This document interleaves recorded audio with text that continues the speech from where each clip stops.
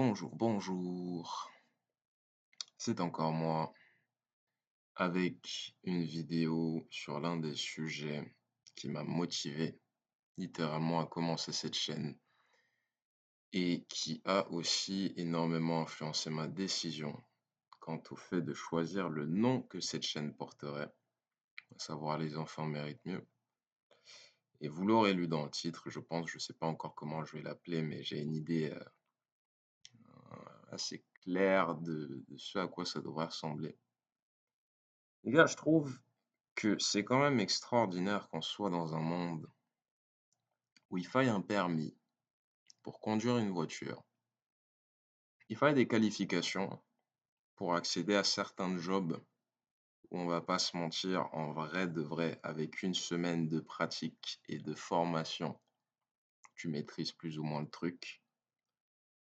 Qu'il faille des permis, il faut des permis pour tout un tas de choses. Il faut des ca on est dans un monde où on reconnaît que si t'as pas nécessairement l'expérience d'une chose, idéalement, il faudrait que tu puisses l'acquérir quelque part. Particulièrement quand ce sont, des positions ou des emplois à haute responsabilité. Et en ce qui concerne probablement la plus haute responsabilité, l'une des plus hautes responsabilités qu'un être humain puisse avoir dans cette expérience, à savoir l'éducation, à savoir la transmission, à savoir le fait d'élever un enfant, en fait. Vous considérez à grande échelle que c'est encore normal que les gens le fassent en freestyle? Vous considérez encore à grande échelle je dis pas qu'il faudrait est-ce qu'il faudrait? Je dis pas qu'il faudrait un permis pour avoir ou élever des enfants et souvent c'est des phrases que j'entends, de la part de parents, pas nécessairement de jeunes parents parce que j'ai l'impression que dans notre génération, il y a peut-être un peu plus cette conscience et cet accès aux ressources aussi qui change quand même énormément la donne quant à ce que les gens se permettent de faire. Mais c'est encore pas le cas de tout le monde et je pense que c'est la conséquence d'un mythe et d'un manque de ressources qui s'est toujours maintenu au fil des ans, comme quoi il y aurait que, 2 situations possibles. Les gens aiment beaucoup cracher sur l'éducation Montessori en disant: «Ah voilà, ça fera des enfants inadaptés et tout patati patata» et les gens s'imaginent qu'il y a que l'éducation Montessori que beaucoup de gens confondent avec le laxisme. Moi, j'en sais pas assez sur l'éducation Montessori pour en parler, mais je sais que c'est toujours l'argument qui est utilisé pour justifier un paquet de violences éducatives en imaginant que, il faut, forcément une éducation à la dure, une éducation militaire et qu'il y a pas de juste milieu à trouver envers une éducation où on est capable de fixer un cadre, c'est-à-dire de faire respecter les limites, que ce soit, ses propres limites en tant que parent, que ce soit éduquer son enfant à respecter les limites des autres, mais aussi à faire respecter ses propres limites à lui en tant qu'être humain. Et des fois, ça passe par, un enfant à qui tu apprends à faire respecter ses limites, il va devoir les respecter avec toi aussi à certains moments. J'ai vu beaucoup trop de parents s'imaginer que dans ce rapport-là, parent-enfant, l'enfant était le seul à devoir apprendre. Alors que ces mêmes personnes, quand on les confronte sur peut-être les œillères qu'elles auraient en matière de parentalité, elles aiment tout le temps vous dire: «Ah oui, mais il y a pas de manuel». Donc tu reconnais que tu es dans une situation où littéralement tu freestyles, où littéralement tu improvises et tu refuses la remise en question. Tu refuses de faire tout le travail d'introspection qui serait nécessaire pour te donner des clés en plus, que ce soit à toi, ton propre rapport à qui tu es et à ton enfant intérieur et le rapport que tu as avec tes enfants.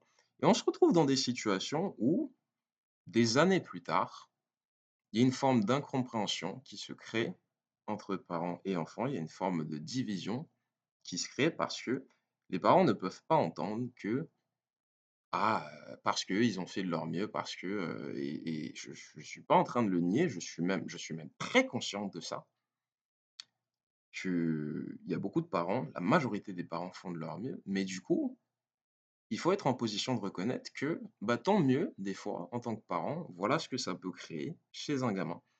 Et ce gamin-là, il va grandir avec tout un tas de notions, avec tout un tas d'idées, parce que les enfants fonctionnent principalement par mimétisme, par observation. Si tu dis à un enfant qu'il n'a pas le droit de crier, qu'il n'a pas le droit de faire ci, qu'il n'a pas le droit de faire ça, que c'est pas comme ça qu'on règle les conflits, mais qu'à la maison, la seule façon de régler les conflits, et il le verra, entre papa, maman ou entre, maman et n'importe qui d'autre, ou la seule façon de régler les conflits, c'est celui qui crie le plus fort gagne. Qu'est-ce que tu t'imagines qu'il va retenir?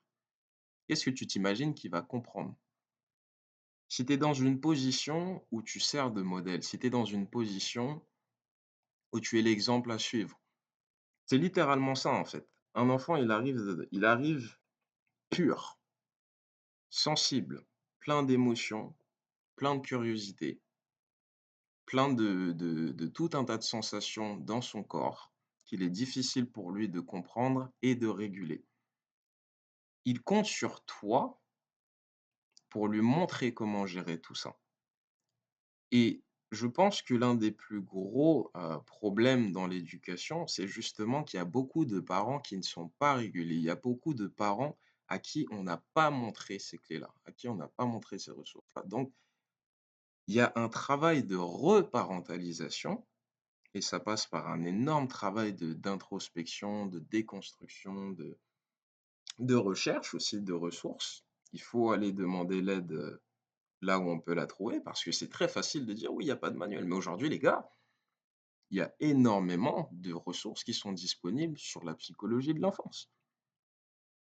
Énormément! Donc, on est à une époque, on est dans l'âge de l'information, on est dans l'âge où on peut aller chercher ces informations, allons les chercher. Et c'est une forme d'irresponsabilité, je dirais aujourd'hui, parce que vraiment je suis à bout en fait, genre j'ai la compassion que j'avais pour les parents qui justement étaient des enfants qui se sont retrouvés dans des situations qui étaient, tragiques pour beaucoup d'entre eux. À un stade où l'information est accessible, cette compassion-là, elle se tourne de plus en plus vers les enfants qui continuent de subir les conséquences de ce manque de responsabilité. Et c'est pas que pour faire un parallèle, hein, on pourrait parler des animaux aussi. Les gens prennent des chiens sans jamais avoir consulté, un éducateur canin, sans jamais s'être demandé: «OK, comment est-ce que j'apprends au chien à être propre? Comment est-ce que j'apprends au chien à respecter certaines limites? Comment j'apprends au chien à faire avec, mon absence, momentanée? Si je dois sortir à tel endroit?» C'est des choses qui s'apprennent et non seulement c'est des choses qui s'apprennent, aujourd'hui, il y a des gens qui les enseignent. On peut utiliser, ChatGPT pour tout un tas de choses, on peut utiliser Google pour tout un tas de choses et quand on est dans des positions de responsabilité, va savoir pourquoi on considère qu'on peut faire du freestyle. Faut garder en tête qu'un enfant, aujourd'hui, un enfant et même avant en fait, un enfant, on ne l'éduque pas pour soi, on l'éduque aussi pour le monde entier. Le monde entier, parce que ces enfants-là, qui grandissent avec des traumatismes qui découlent des œillères qu'on aurait pu porter en tant que parents, vont devenir des adultes qui, au fil des ans, vont normaliser, en fait, les traumatismes qu'ils ont ressentis, quitte à les réprimer, quitte à les enfouir. Et chaque chose enfouie finit toujours, toujours, par ressortir de façon inconsciente.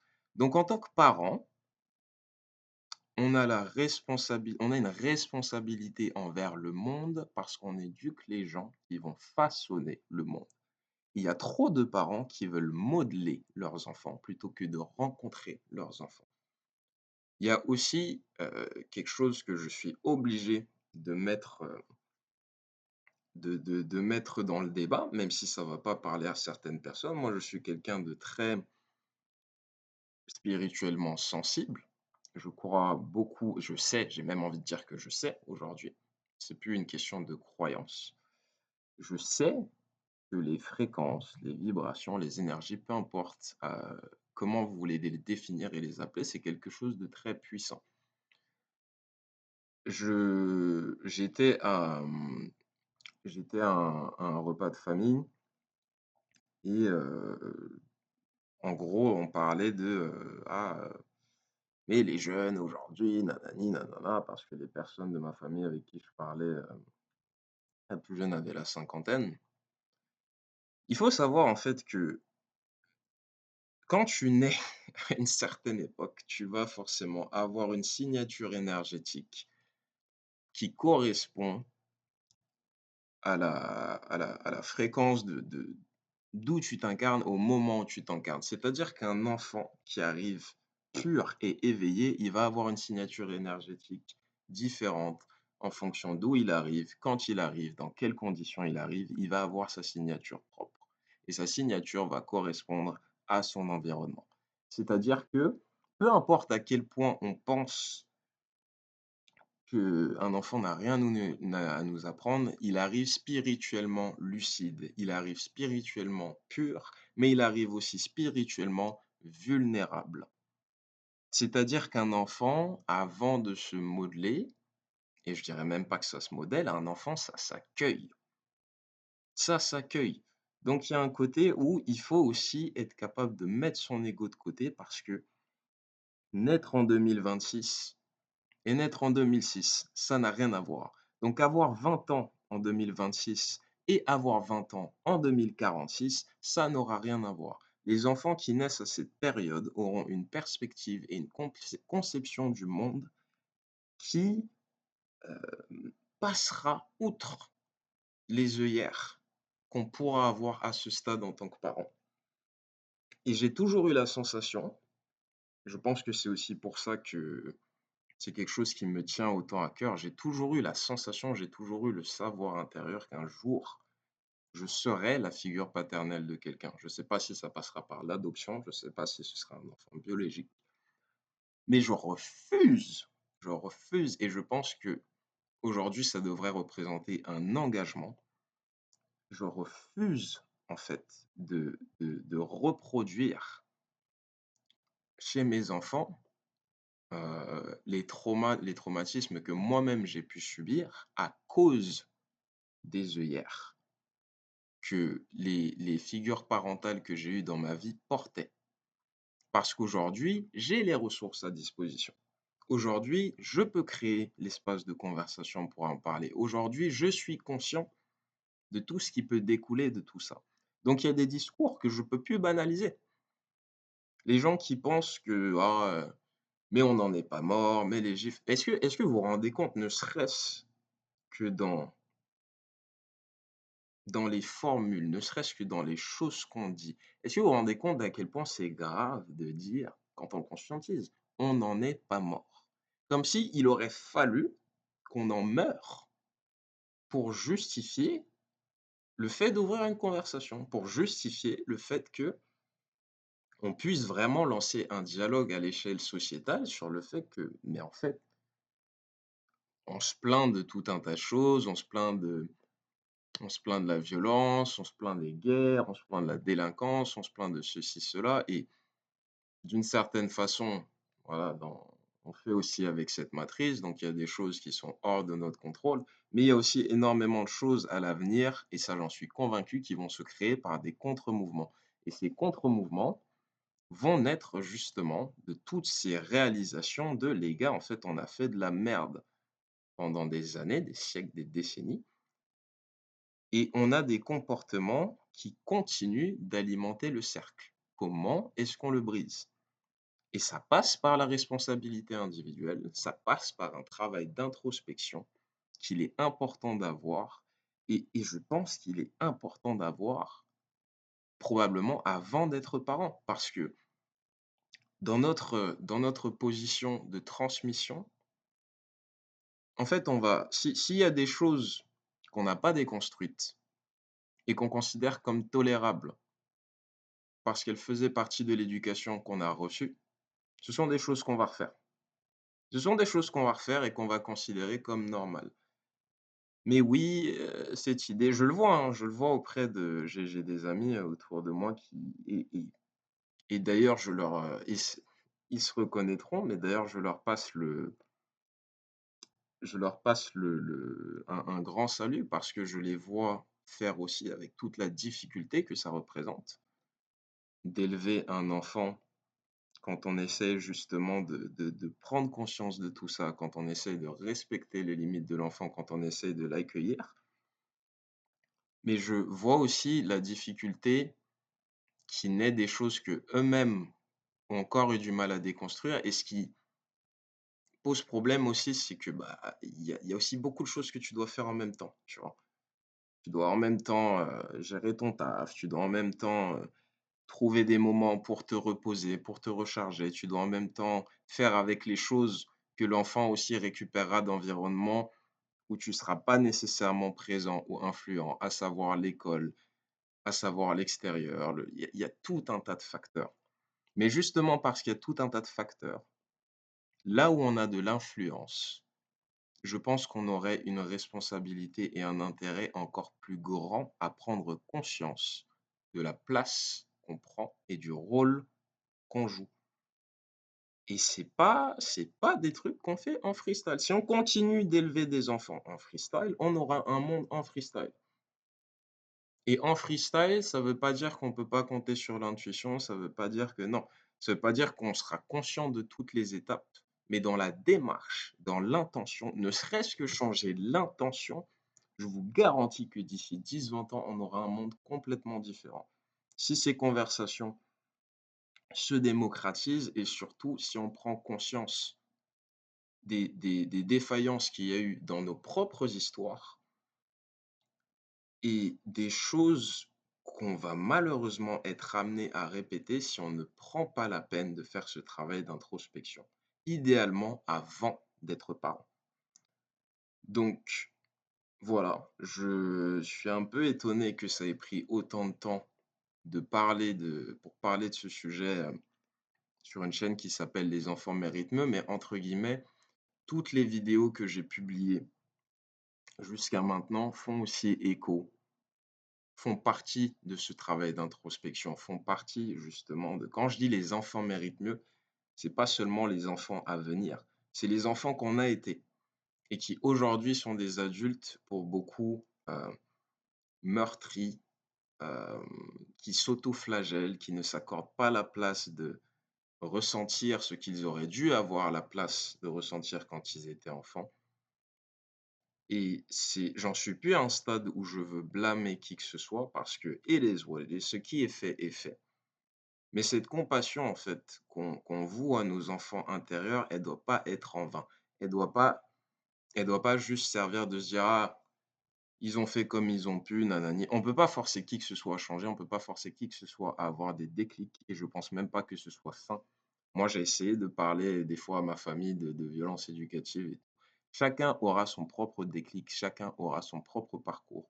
Mais on est à un stade où je me rends compte que c'est peut-être encore plus important de faire ce travail individuel et d'inspirer et de voir qui vient poser les questions, de voir qui marche en fait dans notre sillage parce qu'on en a le pouvoir.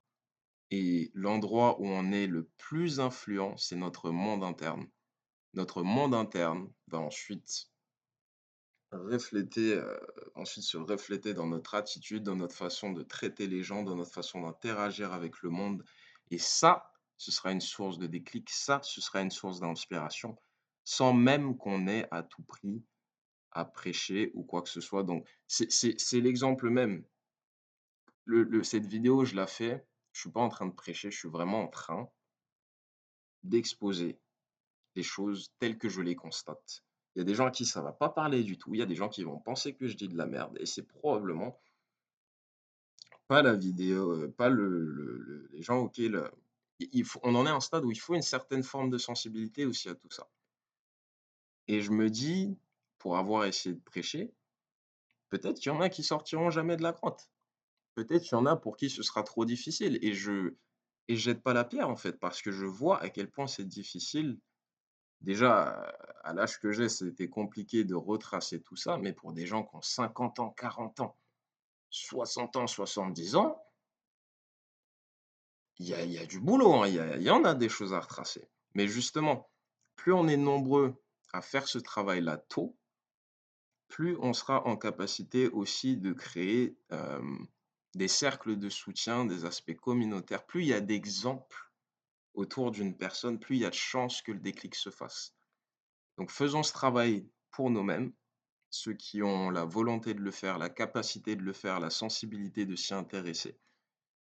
Le travail interne est beaucoup plus important que ce qu'on peut s'imaginer. Il faut penser long terme, il faut penser répercussions, il faut penser au fait qu'on est tous connectés et que l'énergie circule, on s'influence d'une façon ou d'une autre. Donc ceux qui sont sur ce chemin-là, je vous invite à faire ce travail envers et contre tout et et croyez-moi, ça a beaucoup, beaucoup plus de portée que ce que vous pouvez imaginer au moment où vous le faites. Donc voilà, c'est probablement la vidéo la plus, sincère et la plus à mes yeux, la plus importante que j'ai publiée sur cette chaîne. Les enfants méritent mieux, ceux qui ont été, ceux qui sont et ceux qui viendront. Pensons-y, protégeons-nous et protégeons le monde. Prenez soin de vous.